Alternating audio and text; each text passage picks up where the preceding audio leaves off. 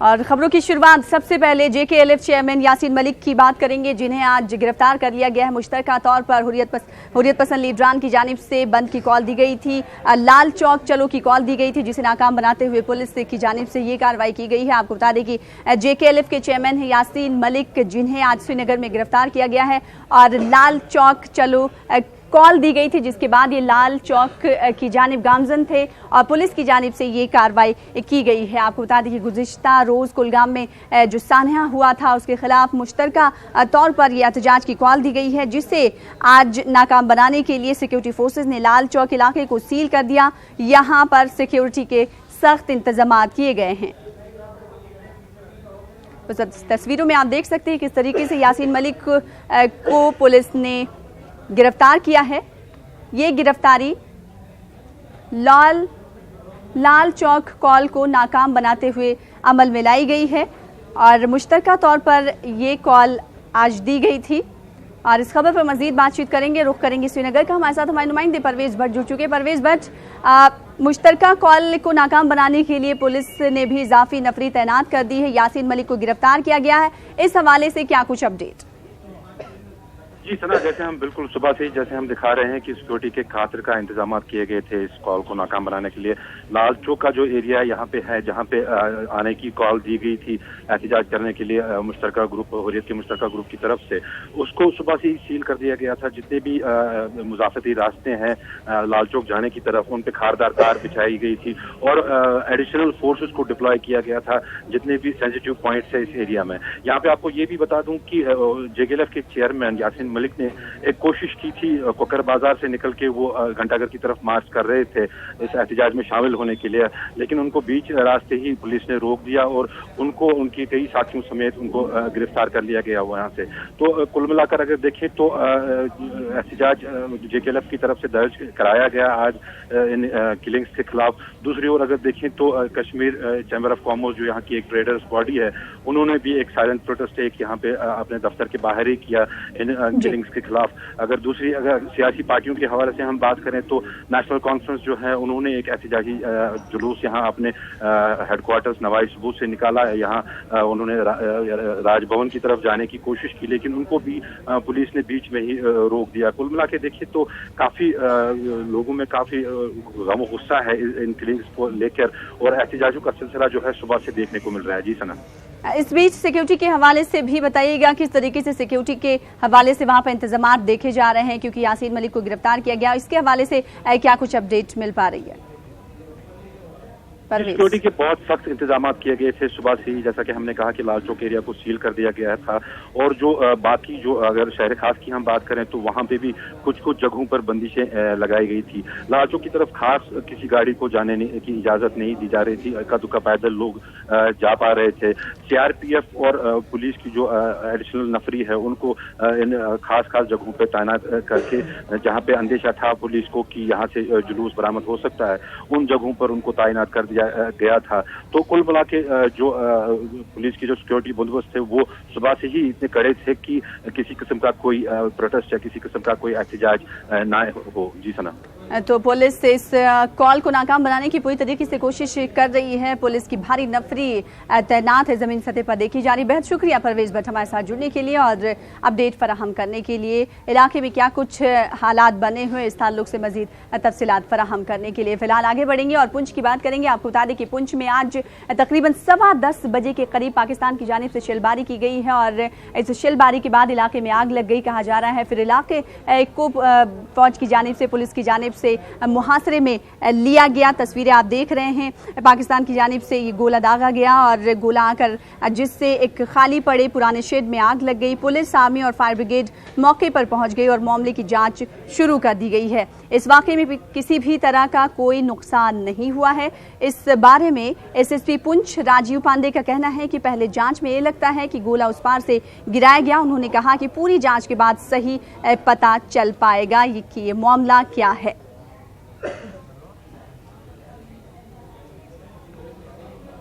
देखिए, first of all, 1 hour before we got the news that there is a kind of blast in the brigade, and we rushed with all parties and our subordinates there. just to respond to the situation. But what we saw that there is a store inside the brigade. A shell has landed, most probably from across, and उसपे जो उसकी वजह से जो है because of the blast impact, the shell is quite little bit damaged. There was a fire and subsequent smoke. The parties have rushed to the spot, fire brigade and all. The fire has been doused, and our investigation is on. So there is no kind of inside blast and all. What prima facie we could establish that there was a fire from across, most probably, and shell has landed on that shed, and there is a minor or partial damage to the shed. Nothing more than that. Our investigation is on. We'll try to ascertain the kind of blast or the impact of the blast, and whatever happens in the post-blast investigation. वहीं मरकजी वज़ीर दाखिला राजनाथ सिंह आज वादी के दौरे पर हैं। श्रीनगर का दौरा कर रहे हैं मरकजी वज़ीर दाखिला राजनाथ सिंह, और इस दौरे के दौरान वो सिक्योरिटी हवाले से भी जायजा लेने वाले हैं। इस मीटिंग की सदारत भी मरकजी वज़ीर दाखिला राजनाथ सिंह कर रहे हैं, और क्या कुछ हालात बने हुए हैं वादी में इस ताल्लुक से तबादले ख्याल करेंगे। तस्वीरें आप देख रहे हैं। इस मीटिंग की सदारत खुद मरकजी वज़ीर दाखिला राजनाथ सिंह कर रहे हैं, और साथ ही साथ आपको बता दें कि गवर्नर सत्यपाल मलिक भी इस मीटिंग में मौजूद हैं। और कहा जा रहा है कि इस दौरे के दौरान मरकजी वज़ीर दाखिला राजनाथ सिंह कई सियासी पार्टियों से भी मुलाकात कर सकते हैं।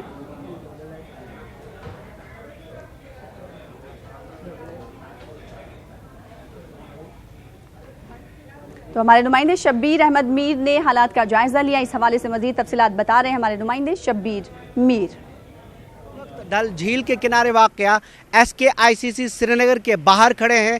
यहाँ पे वज़ीर दाखिला राजनाथ सिंह अंदर मौजूद हैं। वो एक मीटिंग कर रहे हैं, सिक्योरिटी की जायज़ा मीटिंग इस वक्त चल रही है, जिसमें फ़ौज, पुलिस और दीगर जो सिक्योरिटी एजेंसियां हैं उनके आला अफसरान मौजूद हैं, और जम्मू कश्मीर की ख़ास तौर पे कश्मीर की सिक्योरिटी सूरत हाल का जायज़ा लिया जा रहा है। इसके बाद यहीं इसी कम्प्लेक्स में एक और मीटिंग होगी, जिसमें जो मुख्तलिफ इक़दामात उठाए गए हैं तरक्याती प्रोजेक्टों के हवाले से, उनका भी वज़ीर दाखिला जायज़ा लेंगे। इसके बाद जो प्रोग्राम हमें बताया गया है नेहरू गेस्ट हाउस वो जाएंगे, वहाँ गवर्नर से मुलाकात होंगे। दोपहर बाद जो हमारे पास जो इतलात हैं उनके मुताबिक यहाँ कुछ सियासी पार्टियाँ हैं, नेशनल कॉन्फ्रेंस का और PDP और कांग्रेस के हवाले से हमें ख़बरें मिली हैं, उनके नुमाइंदे उनके पास जाएंगे, उनसे मुलाकात होंगे और मेमोरेंडम पेश करेंगे, कश्मीर की सूरत हाल के हवाले से अपनी तजावीज़ पेश करेंगे। और हमें ये भी ख़बरें मिली हैं कि जो हाल ही में बल्दियाती इदारों के कुछ नुमाइंदे चुने गए हैं उनसे भी वज़ीर दाखिला मुलाकात हो सकते हैं। कैमरा पर्सन फ़ैरोज़ के साथ Shabbir Ahmad, news 18 Urdu, Srinagar. Supreme Court के एक अहम फैसले की करेंगे। पटाखों की खरीदो फरोख्त को लेकर आज सुप्रीम कोर्ट ने अहम फैसला सुनाया। सुप्रीम कोर्ट ने कई शराइत के साथ पटाखों की खरीदो फरोख्त को मंजूरी दी है। आपको बता दें कि सुप्रीम कोर्ट ने कहा है कि 8 से 10 बजे तक, यानी रात 8 बजे से 10 बजे तक पटाखों को जलाया जा सकता है। साथ ही साथ सुप्रीम कोर्ट ने कई रिमार्क्स दिए हैं इस हवाले से कि जो आलूदगी की सतह को ज़्यादा खराब ना करते हों उस तरह के पटाखे फरोख्त हो सकते हैं। और सुप्रीम कोर्ट ने सबसे अहम जो रिमार्क्स दिया है, सुप्रीम कोर्ट ने कहा है कि रात 8 बजे से 10 बजे तक आतिशबाजी की इजाज़त दी जा रही है। वहीं मजहबी जलसों में पटाखों पर पाबंदी आयद की गई है, सुप्रीम कोर्ट ने कहा। जबकि पटाखों को ऑनलाइन फरोख्त ना किए जाने का भी सुप्रीम कोर्ट ने फैसला सुनाया है।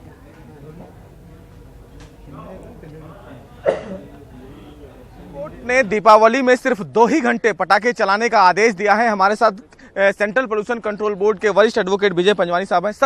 सर सिर्फ 2 घंटे पटाखे चलाने का आदेश दिया है, क्या क्या और दिशा निर्देश फिलहाल सुप्रीम कोर्ट ने अपने उसमें कहा है? 2 घंटे का तो बड़ा अच्छा किया, नहीं तो पूरा का पूरा दिन ये पटाखे चलते थे। तो और इसका क्या है कि लोगों में ये फैलाया जाता है कि 10 बजे के बाद आप पटाखे चला सकते हैं। जैसे पिछले साल हमने देखा 10 बजे तक कोई पटाखे नहीं आए और उसके बाद फिर 10 बजे के बाद एकदम पटाखे फोड़ना शुरू कर दिए। तो इस बार मीडिया से मेरी रिक्वेस्ट है कि 8 और 10 के बीच में ये बार बार अगर दिखाएं तो लोगों के मन में और जहन में आ जाए कि पटाखे सिर्फ 2 घंटे के लिए ही चला सकते हैं। दूसरा, SHO जो होता है, स्टेशन हाउस ऑफिसर पुलिस का, उसके ऊपर बहुत सी रिस्पॉन्सिबिलिटी और अकाउंटेबिलिटी कर दी है। उसको ये देखना है कि ये 2 घंटे वाला जो नियम है इसको पालन करना है, उसी की रिस्पॉन्सिबिलिटी है और वही अकाउंटेबल है। ठीक है सर, सीपीसीबी की रिपोर्ट भी पिछली बार थी कि पराली जलाने से और पटाखे चलाने से जो पोल्यूशन का लेवल है वो बढ़ गया है, और आप ही की रिपोर्ट को कंसीडर किया गया था। फिलहाल क्या कुछ और निर्देश? देखिए, पोल्यूशन में दो चीज़ें हैं। एक तो है नॉइज, ये आवाज़, ध्वनि। दूसरा है धुआं। तो ये ध्वनि और धुआं का जो है खेल, इसको कम से कम करना है। तो सुप्रीम कोर्ट के जजमेंट का भी ऑब्जेक्टिव ये है, क्योंकि आप जब 8 से 10 कर रहे हो तो 22 घंटे आप पटाखे नहीं चला सकते। तो इसका क्या एम क्या है? एम यही है कि ध्वनि और धुआं दोनों को कम से कम रखें। तो फिलहाल सुप्रीम कोर्ट ने दीपावली पर पटाखे चलाने के आदेश तो दे दिए हैं, लेकिन सुप्रीम कोर्ट ने अपने आदेश में यह कहा है कि दीपावली पर सिर्फ 2 ही घंटे पटाखे जलाए जाएं। सुप्रीम कोर्ट ने अपने आदेश में यह भी कहा है कि क्रिसमस के दौरान 11:45 से 12:30 बजे तक ही पटाखे जलाए जा सकते हैं। यानी कि सुप्रीम कोर्ट ने यह साफ कहा है कि प्रदूषण से निपटने की जिम्मेदारी हर किसी की होती है, और अगर समाज के भी लोग इस पूरे मामले में एक साथ आते हैं तो कहीं ना कहीं प्रदूषण जिस तरह फैल रहा है उस पर लगाम लगाई जा सकती है। कैमरामैन नागेंद्र के साथ सुशील पांडे, न्यूज़ 18 दिल्ली। और अब बात करेंगे जामिया हमदर्द की कॉन्वोकेशन की। आज 13वां कॉन्वोकेशन जामिया हमदर्द यूनिवर्सिटी में मुनक्किद किया गया, और इस कॉन्वोकेशन के मेहमान खुसूसी रहे नायब सदर जमहूरिया वेंकैया नायडू। उन्होंने इस तकरीब से खिताब करते हुए खवातीन को बाइख्तियार बनाने पर जोर दिया। उन्होंने कहा कि माशरे में खवातीन बाइख्तियार बने तभी तरक्की मुमकिन हो सकती है मुल्क की। और आपको बता दें कि इस कॉन्वोकेशन की तकरीब में तकरीबन 150 से ज़ायद PhD की डिग्रियाँ तलबा और तालिबात में तकसीम की गई।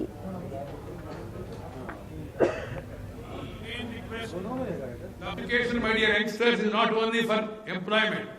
Education is for enhancement of knowledge. Education is for enlightenment. Education is for empowerment. And then education is for employment also. So we have to keep that in mind while studying, not for job alone. And no government can provide job for all people. If everybody becomes a job holder, then where are the people to serve? But Jamia Hamdard is considered as a model for evaluation by many. It reflects the commitment of this university towards protect the environment. Water is the most important natural resource, without which life is simply not possible. It is the basis, very basis of life. Rainwater harvesting helps in mitigating the inadequacy of surface water and in recharging groundwater levels.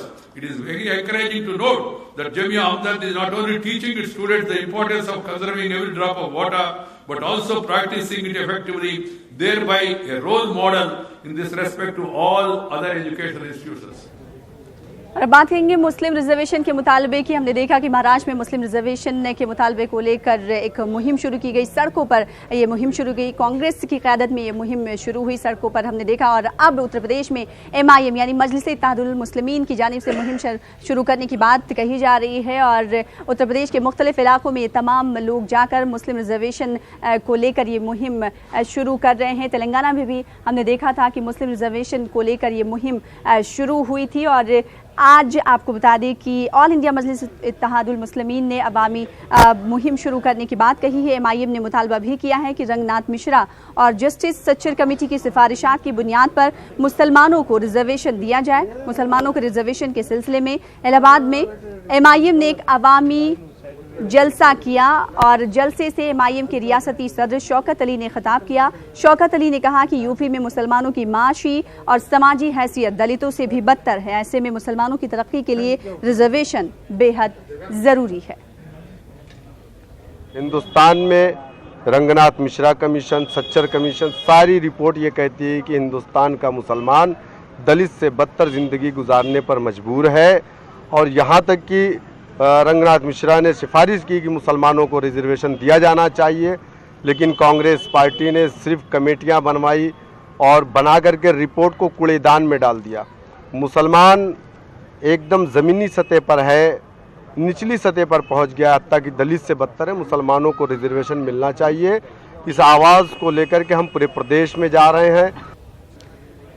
Haryana के गुरुग्राम से खबर है कि वहां पर additional जज के बेटे 16 साल उसकी उम्र बताई जा रही है, जिसकी आज मौत हो गई है। एक अस्पताल में उन्हें वो जेर इलाज था। आपको बता दें कि उसकी मां को भी कुछ दिनों कबल गोली लगी थी और जिसके बाद उसकी मां की मौत हो गई थी। और जिंदगी और मौत के बीच ये 16 साल बेटा एडिशनल जज का अस्पताल में जेर इलाज था और उसके बाद आपको बता दें कि आज वो ये जंग हार गया। अस्पताल में मौत हो चुकी है। आज सुबह मेदांत मेडिसिटी अस्पताल में इलाज के दौरान 16 साल बेटे एडिशनल जज कृष्णकांत की जिसकी मौत हुई है, जिसका नाम ध्रुव बताया जा रहा है। 13 अक्टूबर को एडिशनल जज के सिक्योरिटी गार्ड महिपाल की गोली से जज की बीवी की मौत हो गई थी और बेटा जख्मी हुआ था। ध्रुव जिंदगी और मौत के दरमियान था। आखिरकार 10 दिन के बाद उसने दम तोड़ दिया।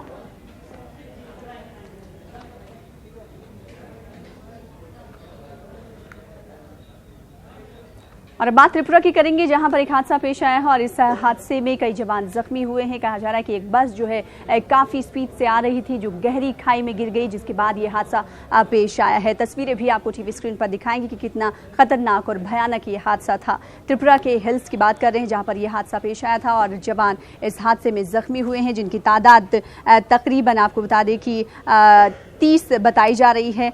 ये त्रिपुरा स्टेट राइफल के 30 जवान थे जो जख्मी हुए हैं।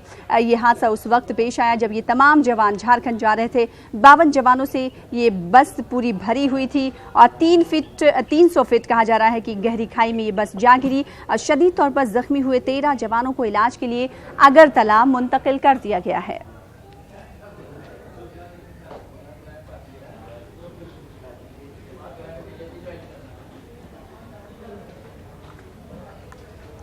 तो मुंबई की लगातार तस्वीरें हम आपको दिखाते हैं जो चोरी से जुड़ी हुई होती हैं और आज एक बार फिर से आपको तस्वीर दिखाएंगे मुंबई की।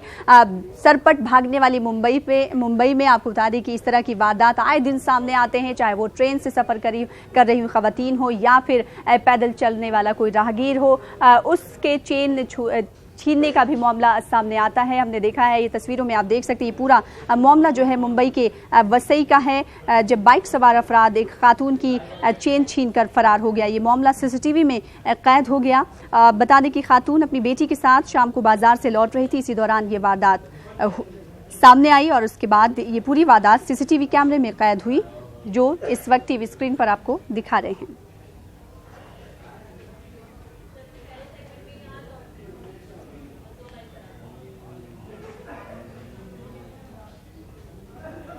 वज़ीर-ए-आज़म नरेंद्र मोदी लगातार डाक पेमेंट को लेकर इक़दाम करते हुए नजर आते हैं, लेकिन सुस्त रफ्तारी से काम ये जारी है, जिसके बाद अगर उर्दू पब्लिशर्स की बात करें तो वो कहीं ना कहीं परेशान नजर आते हैं। देखिए इस रिपोर्ट में।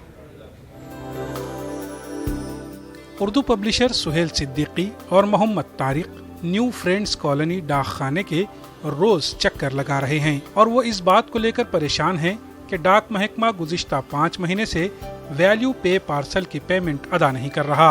काफी दबाव बनाने और वजारत राब्ता आमा में शिकायत के बाद सिर्फ 8,000 का चेक इन्हें मिला है।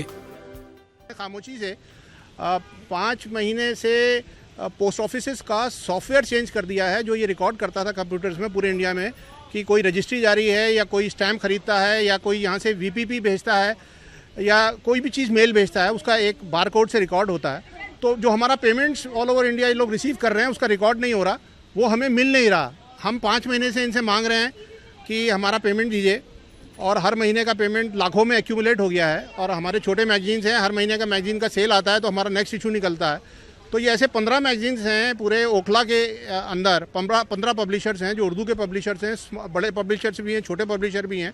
इन लोगों को सीरियस फाइनेंशियल क्राइसिस हो गया है सरकार की इस पॉलिसी की वजह से। न्यू फ्रेंड्स कॉलोनी के इस डाक खाने से लगभग 15 उर्दू पब्लिशर अपनी मैगजीन पोस्ट करते हैं, लेकिन 22 मई के बाद इन्हें पेमेंट मिलना बंद हो गई। न्यूज़ 18 ने डाक खाने में ओहदेदारों से बात की तो पता चला नया सॉफ्टवेयर यहाँ लाया गया है, लेकिन मुलाजमीन को इसकी ट्रेनिंग नहीं दी गई। सर एक्चुअली अभी तो पिछले 3-4 महीने से कुछ ज़्यादा ही प्रॉब्लम हो रही है। पहले सब कुछ ठीक ठाक चल रहा था, लेकिन मई के महीने में इन्होंने CSI किया है। CSI मीन्स सॉफ्टवेयर चेंज किया है, अपग्रेड किया है। अपग्रेड करने के बाद काफ़ी कुछ प्रॉब्लम फेस हो रही है पेमेंट के लिए। इनफैक्ट कंप्लेंट्स भी बहुत ज़्यादा आ रही है कि लोगों को डाक नहीं मिल रही है, और उस कंप्लेन की वजह से हमें कई बार दोबारा पोस्टिंग करनी पड़ रही है। डाक महकमे ने एक आरटीआई के जवाब में सॉफ्टवेयर की गड़बड़ी को कबूल तो कर लिया है, लेकिन ये मसला कब ठीक होगा इसका कोई जवाब डाक महकमे के पास नहीं है। पब्लिशर परेशान है कि उनको पैसा नहीं मिल पा रहा है।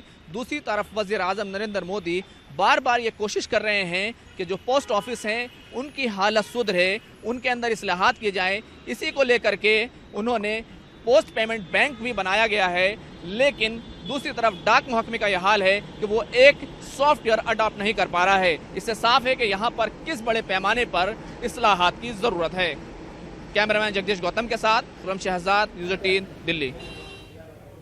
अलीगढ़ मुस्लिम यूनिवर्सिटी में तलबा यूनियन के इंतखाब का ऐलान हो चुका है। 3 नवंबर को यहाँ पर इंतखाबात होने हैं, यानी स्टूडेंट्स जो तलबा तालिबात है वो अपने हक़ रायदही का इस्तेमाल कर सकते हैं 3 नवंबर को। और साथ ही साथ 7 बजे के बाद कहा जा रहा है कि वोटिंग का अमल भी शुरू हो जाएगा और रात देर तक नतायज भी आने के इम्कान जाहिर किए जा रहे हैं, यानी उसी रात को ही नतायज आ जाएंगे। और इस हवाले से शाफो शफ़ाफ इलेक्शन होने के नाते आपको बता दें कि इंतज़ामिया ने कहा है कि तमाम तर इंतजामात मुकम्मल किए जाएंगे, और साथ साथ कहा है कि अगर बदनज़मी पाई जाएगी तो इंतखाबात में किसी भी तरह की बदनज़मी पैदा करने की कोशिश की जाएगी या फिर कवायद और ज़वाबित की खिलाफ वर्जी करने की कोशिश की जाएगी तो उन तमाम पर सख्त कार्रवाई की जाएगी। यूनिवर्सिटी इंतज़ामिया ने इस दरमियान होने वाले इम्तहानात को मुअख्खर भी कर दिया है। चीफ इलेक्शन अफसर प्रोफेसर ज़हीरुद्दीन ने बताया है कि 22 अक्टूबर से 3 नवंबर के दरमियान सेशन व मिड सेमेस्टर इम्तहानात मुअख्खर कर दिए जाएंगे, नहीं होंगे।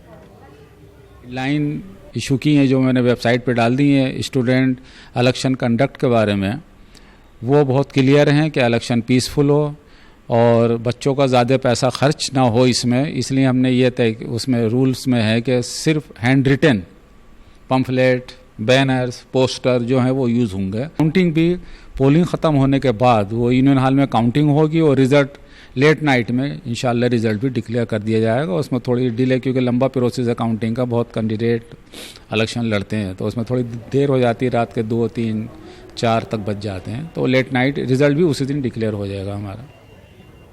और अब बात भोपाल की करेंगे। आपको बता दें कि भोपाल में बज़्म अख्तर के ज़ेर एहतमाम एक बज़्म उर्दू का एहतमाम किया गया और इस प्रोग्राम में, इस सेमिनार में शिरकत करते हुए अदीब ने क्या कुछ कहा, आपकी पूरी रिपोर्ट देखें।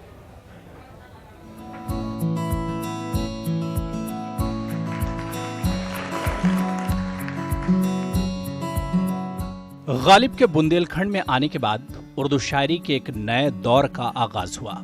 इसके असरात सिर्फ जुनूबी बुंदेलखंड ही नहीं बल्कि शुमाली बुंदेलखंड में भी देखने को मिलते हैं। डॉक्टर शफी हिदायत कुरैशी का ताल्लुक बुंदेलखंड से है। डॉक्टर शफी हिदायत कुरैशी ने अपनी नज्म निगारी से एक जहां को अपना गिरवेदा बना दिया है।